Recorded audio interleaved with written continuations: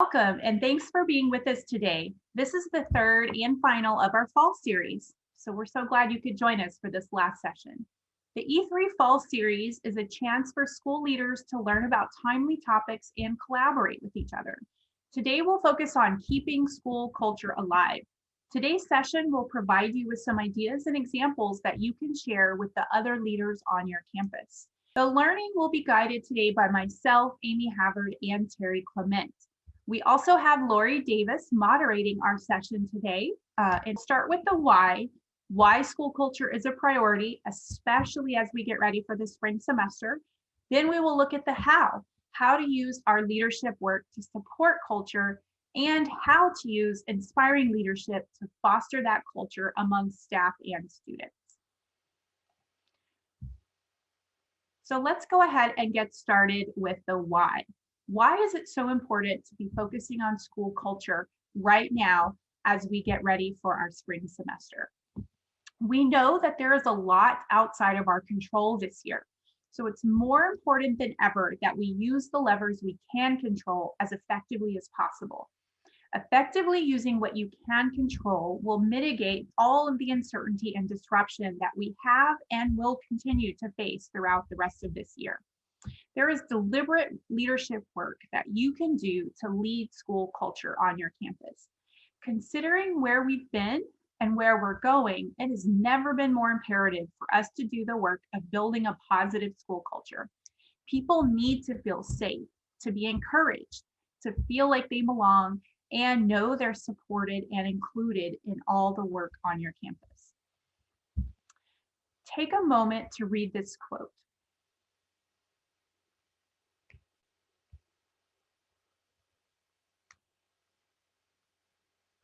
So school culture is not just about student behavior systems.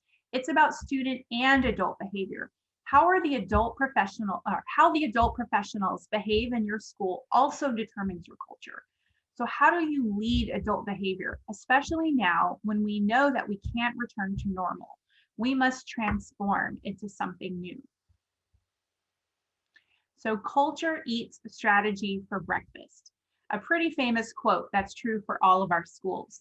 But here at E3, we also say it eats strategy for breakfast as well as lunch, dinner, and snacks in between. No matter how well-intentioned our efforts are, we're going to have a challenging time implementing anything in our school if our culture is not a positive, supportive one.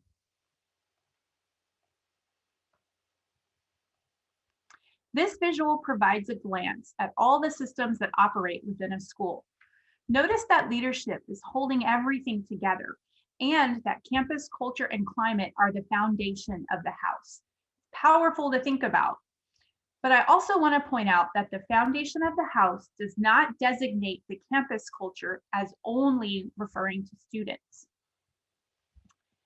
Both your staff and your student culture develop together, and the work you do for building staff culture, which will be our main focus today, can also be duplicated or done alongside the work you do for student culture.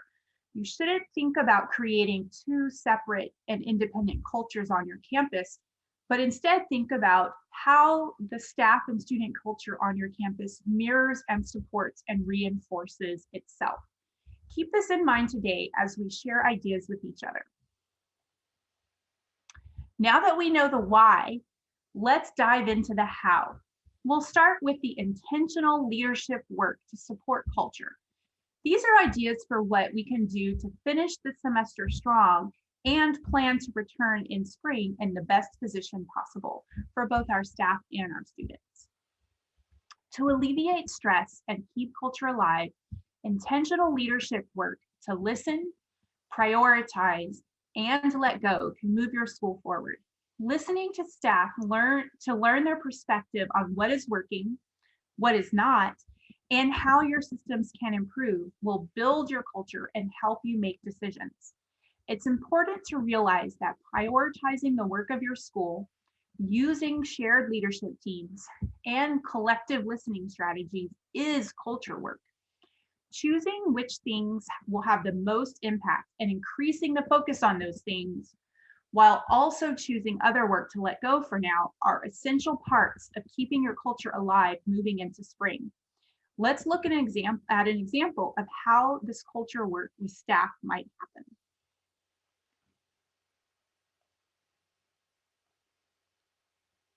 So here's a process a campus could follow. I'm going to give you just a moment to read those bullet points before we move on.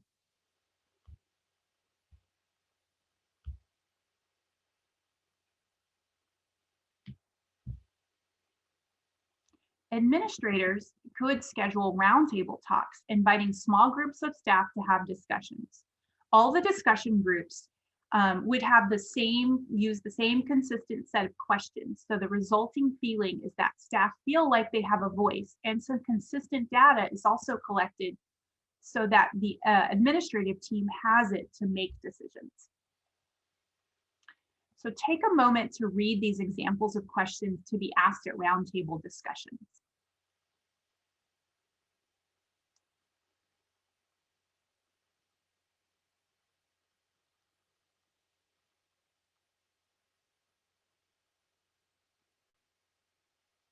So these are just examples. These obviously might be other discussion questions that you or your guiding coalition or leadership team would develop together. But let's take a look at these questions. So asking them to spotlight their favorite parts of each day will give you insight into what is working. Their perspectives on effectiveness and what things could be let go for now also help a leadership team make collaborative decisions about prioritizing and letting go. Collecting their voices through this method will build your culture by making sure they feel heard. While you won't be able to let go of everything they list, the choices you make afterwards will be informed by their input.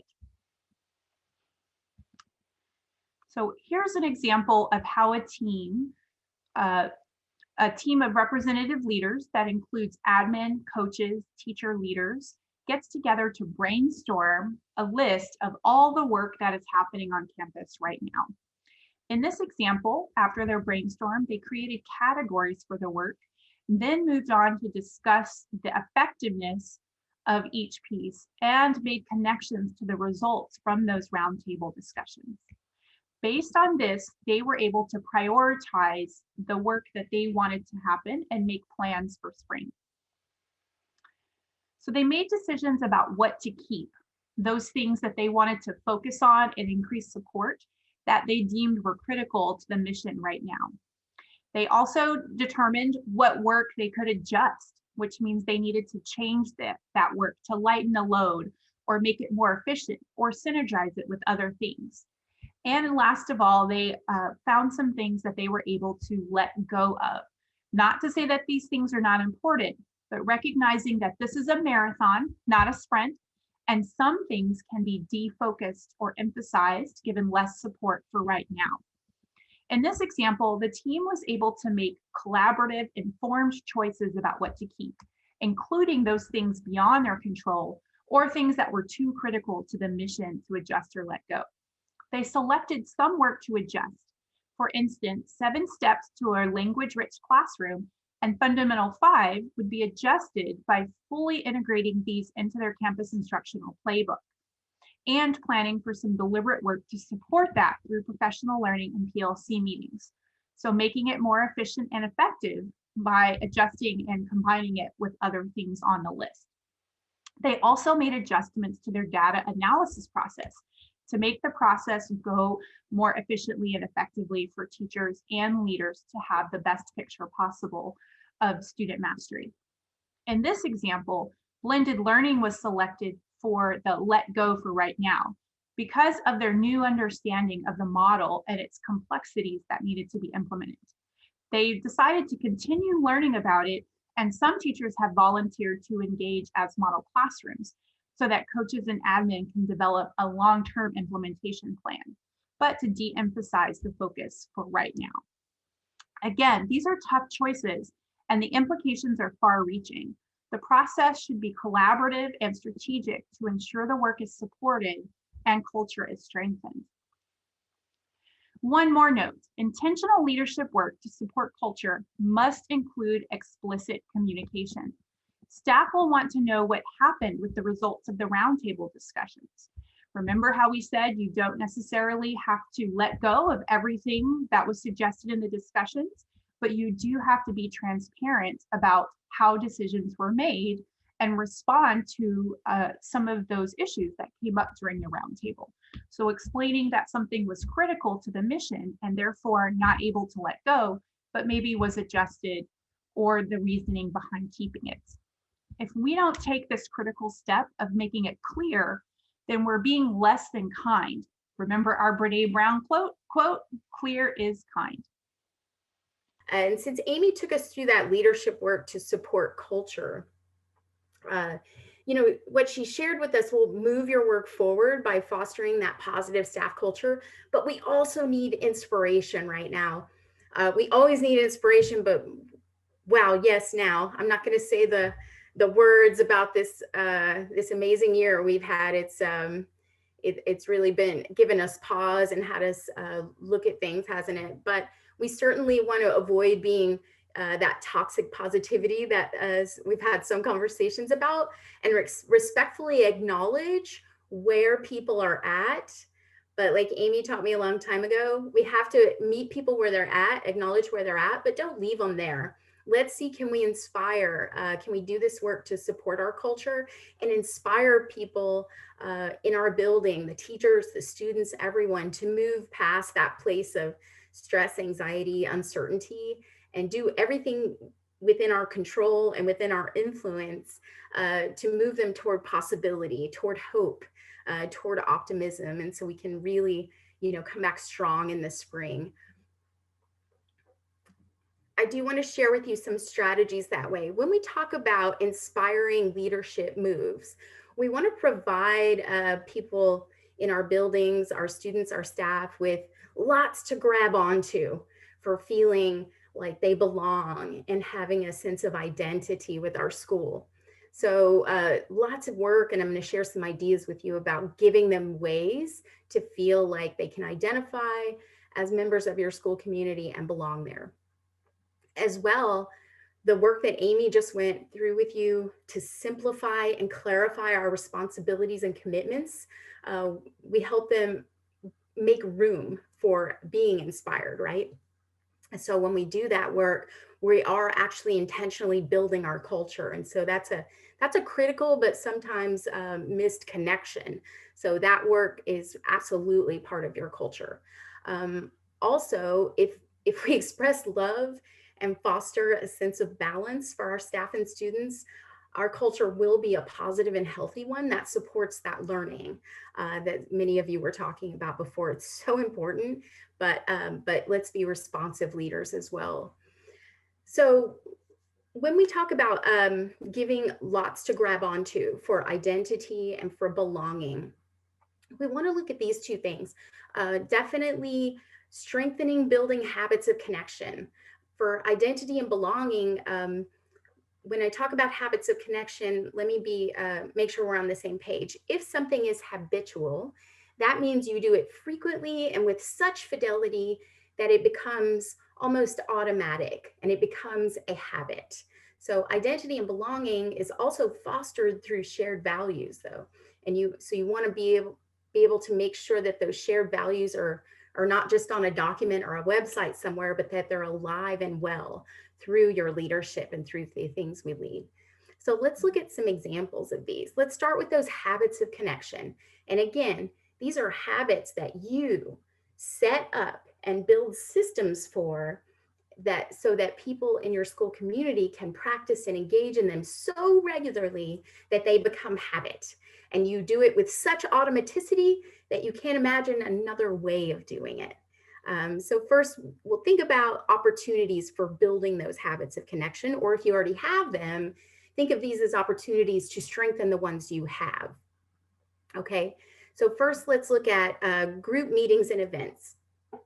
So the thing about regular meetings and groups coming together is ritual, the idea of ritual. Do we have rituals where we begin and end our meetings a certain way that definitely ties to our shared values and our beliefs? But also, are there moments for connection?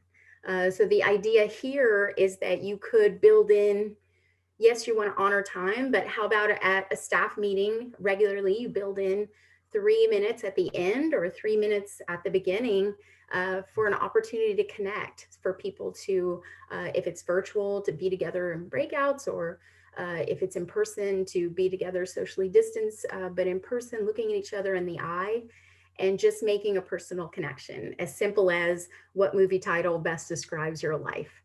So just a moment and an opportunity for connection can really go a long way for your staff. And also thinking about how you plan when people get together. Are there ways to make that so engaging that it ends up building your culture? It doesn't feel like just another thing. So if you have for instance, very technical things you need to do with your staff and learn together or get some work done together, think about a way you could turn it into something infused with fun and engagement, like scavenger hunts, escape rooms, or brain teasers. Another area of your school life that we want to think about is throughout the day. So what could we do throughout the day? It could be something as simple as announcements. Do you want the announcements to have habitual things in them, like celebrations, birthdays, practice call and response? So if you have a call and response, like I think some of you have like your logo or your mascot, Pride, and the students say something back. So if that's something that happens absolutely every day, many times throughout the day, that is absolutely a habit of connection. So those common things in your announcements can be a big part of that. Another thing that we don't always think about is, have we set habits of connection in just our interactions and our language? So for instance, you could agree upon behaviors that you want to facilitate in your school to really bring about identity and belonging. For instance, at your school, you may make an agreement about manners or the way you greet each other. It could be smiling, could be looking each other in the eye, using growth mindset language and that power of yet. It can almost get kind of over the top, the reminders about the power of yet, but it's still, that's something you could make a habit, saying please and thank you. So the example here is, sounds like that amazing positive feedback for students and that recognition, but it's also, eye contact and smiling. So those are all opportunities for connecting. Another thing is the realm of your school, the things that are always ongoing, and that could be incentives, systems that are going on sort of behind the scenes or always happening in your school. And that is something where it can get very powerful, especially if you tie it to the habits of connection that you want to build at your school. For instance, this example is showing like maybe there are visible flags somewhere, either on your website or in your school in a common area. There might be a flag for getting stuff done, and that's a way that you award certain teams in your school for assignment completion, like if everyone's remote asynchronous or something. But again, these things can be done no matter the modality. But the idea is that it's built into your culture, that there's a habit, a way of doing things, behaviors that we want, since we know behaviors are our culture, and then that we incentivize those things and celebrate them visibly. And then finally, this realm of social media is a big opportunity for making connections with the community and with families. And there's a lot of really great ideas I was coming across here on this one, but one that we wanted to share was perhaps, again, tying back to school identity, school pride, and a habit of connection. This is an example of an Instagram post, I guess, where a school community might say, hey, post a picture of your pet wearing school colors. And that's just an opportunity for your families and community members that do engage with the school through social media to really participate in the identity of the school and the belonging, and they know that they're a part of something. So I wanted to share those ideas with you again about building those habits of connection. Another area of opportunity often missed for really making the culture come alive, those shared values, is the the sort of artifacts of our school and the things that we see and not touch right now, but the things we really see to see who we are. And so this is something to think about: our gear, our artifacts. For example, school t-shirts, we all have them, right? Some kind of school shirt, but do they reflect the shared values? So can someone see the shirt, whether there's all of them walking up and down your halls, or seeing the shirt on me in a video as someone at your school? Can they see on the shirt what's important to you? So that's a big connection that I see. Oh, there she's wearing a shirt from that school, and they obviously value collaboration because it's right there on the shirt. So in other words, that's another way to make these things come off a poster or come off of just a posting somewhere and bring them to life. And again, that's what we're talking about, keeping our culture alive. Next, we want to think about simplify and clarify.